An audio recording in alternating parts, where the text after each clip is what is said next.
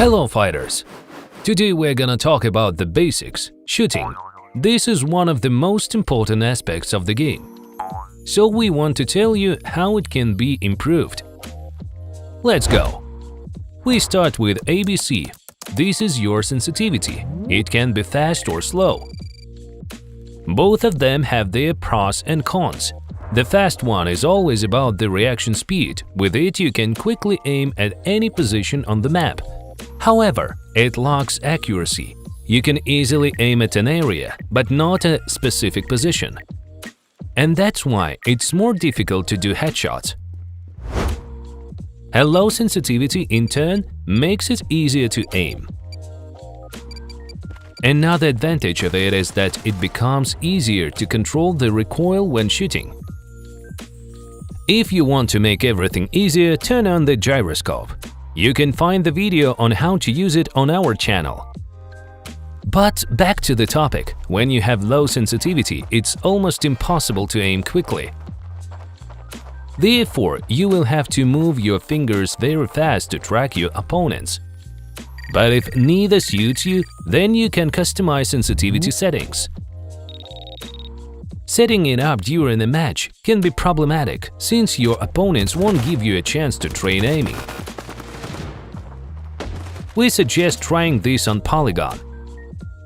It allows you to customize the sensitivity in real time without getting out to the settings menu each time you want to add some changes. Find the closest settings to your comfort level and practice shooting and aiming until you are satisfied with the result. Before moving on the next topic, we would like to bust a myth. Some players believe that if they copy the sensitivity settings of another player, for instance one of the Standoff 2 esports player, then they could play just as well as they do, but too often this leads to disappointment.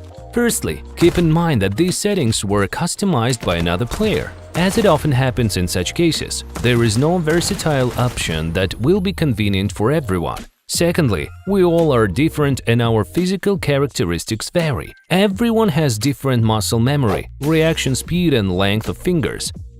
Thirdly, if you are used to play on a device with a large screen and decide to use the same sensitivity settings on a device with a smaller diagonal length, you sure will have a different experience. That's why we recommend you create your own set of settings that will suit your game style and device. Since we're talking about game settings, it's fair to mention your customization. You can play with 2, 3, 4 or even 5 fingers. Usually most players prefer 4-finger set. If you play on the phone, we recommend making the buttons bigger and leaving only important elements, such as shooting, aim, squat and jump buttons. And the secondary ones, like the graffiti button, are better to make smaller. After all, they are rarely used. Let's talk about movement skills and crosshair placement. But first of all, we need to come to the agreement that shooting and movement are two incompatible things. Any kind of movement. Even if you initially start shooting and then stop, the first bullets won't have the direction where you aimed. That's why you need to stop first, then squat and start shooting. And you need to act quickly. Don't give your enemy a chance to shoot at you first. Just remember, the movement button must be realized before you start shooting. You must be still for maximum accuracy. Moving on the crosshair placement. We start playing as terrorists. Don't aim to pry your opponents through the walls, cause you might not guess their position. In this case, your crosshair would be further than necessary. You should move your crosshair strictly to the wall angle to be always ready when your opponent appears. However, it doesn't mean that this is the best strategy for all situations. No doubt, there are positions where you'd better come out pre-firing, but if your enemy has a slightly different angle, then you get yourself in trouble. Such methods work well when you attack the bomb site. And now let's talk about defense tactics. The level of the head is this mark which you should always keep your crosshair up to attack and mainly to defend. But there are situations when you can shoot at the body. For example, if you have information that the enemy has low HP, then in order not to miss, it is better to aim at the body. And vice versa. When you have a low HP, your opponent is mostly likely guided by exactly the same logic. Therefore, you will not have time during shootout, and it will be the best strategy for you to headshot. Now when your controls are set and the principles of gunfight reviewed, it's time for aim training. The first thing that comes to my mind is polygon. Some underestimate it, but it can be a very helpful platform for training. For instance, spray transfer. It's gonna be easy, let me show you.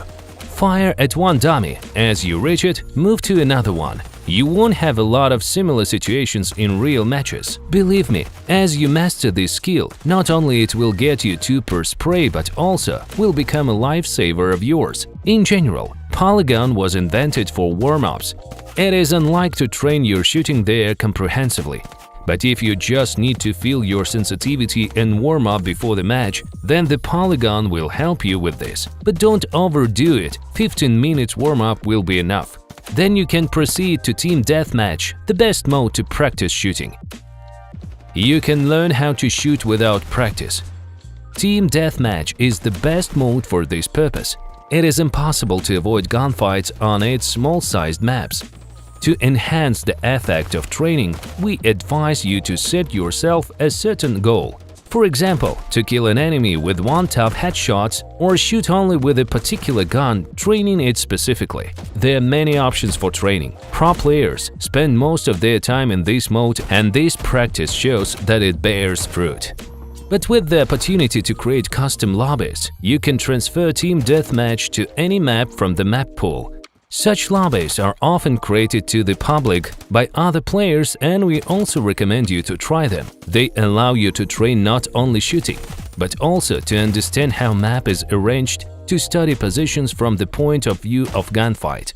It helps you to understand what position has more advantages and what, on the contrary, is better to avoid. This is a comprehensive training. You can challenge and train everything at the same time, at the same place, and that's why we highly recommend to join custom lobbies as often as possible. If you don't know what settings you need to start but want to rush into the game, here are the basic custom lobby settings. Don't forget about your friends. And one more thing, friends, no one can make you better, only you do. Our goal is to arm you with the information about the game and encourage you to win. Wish you luck and GG.